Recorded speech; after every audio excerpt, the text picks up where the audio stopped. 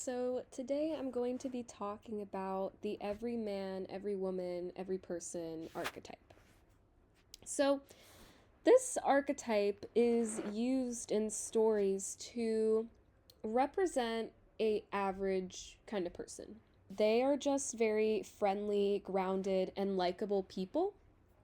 So what makes their role powerful is, readers and viewers can kind of see themselves in this character. And I like to think of it as they kind of serve as like a mirror for us, like they're a reflection of us. If we want to look at this more in depth, we can say that they stand out because they are so simple.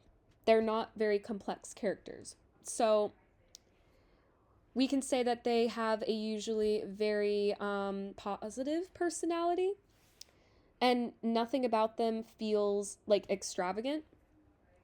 So they're not trying to stand out. Their purpose in a story, I feel like, is to keep the audience engaged because they're very familiar. They're very familiar, and I feel like their relatability is inspiring because it can show like what we are capable of, what is the best thing that we can do in a situation, you know, to make the world a better place essentially. And if we want to talk about, what this might look like in media, we can say that media and stories, we can say that um, when they're compassionate, they might respond to negativity with kindness. And for easygoing, this can be shown through them kind of not taking things too seriously.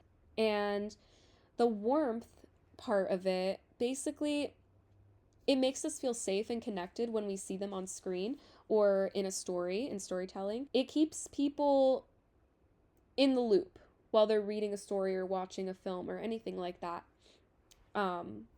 So yeah, it's easy to get attached when we have this archetype presented. If we want to talk about a strong example, we can talk about Ron Weasley from Harry Potter. This is a strong example because Ron is he's, a funny, average guy. He's loyal to his friends. He shows companionship. And he shows companionship, heroicness, and selflessness when he shows these traits when he's doing the giant wizard's chess game with his friends. And he chooses to sacrifice himself and get knocked down by a huge chess piece so that Harry Potter can basically move forward in the game. He saves his friend. And I think that this moment captures what makes the Everyman special, because he's in this scene he shows that he's not powerful because of the spells or the magic or anything like that. He's powerful because he's literally willing to act with selflessness and compassion for his friend. I definitely think it shows that. So if we want to go to another very strong example, we can go to Chris Gardner from The Pursuit of Happiness. For context, Chris Gardner, he's a father who's struggling with poverty and homelessness. Basically, he's trying to give his son a better life. And he doesn't have any extraordinary traits. He doesn't have wealth. He doesn't have a high social status. But what makes him stand out is his humility and determination. And there's a scene that shows this really, really well. It's where he basically breaks down emotionally and he hides his tears so that his son won't see him crying. It's showing his vulnerability and his strength, but also he's being protective. He's proud in his fatherhood. He's caring. He doesn't want his son to see him like that. So he represents the everyman by his imperfections. What is the impact? What is the takeaway from this archetype? So they remind us that being ordinary or normal or just an average nice person, it's not a weakness. It's not. And it's actually what makes the characters relatable.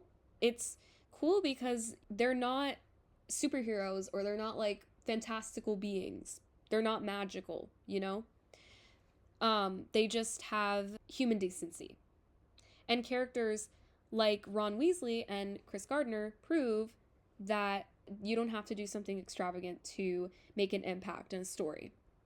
So it shows us that average people can create a big impact.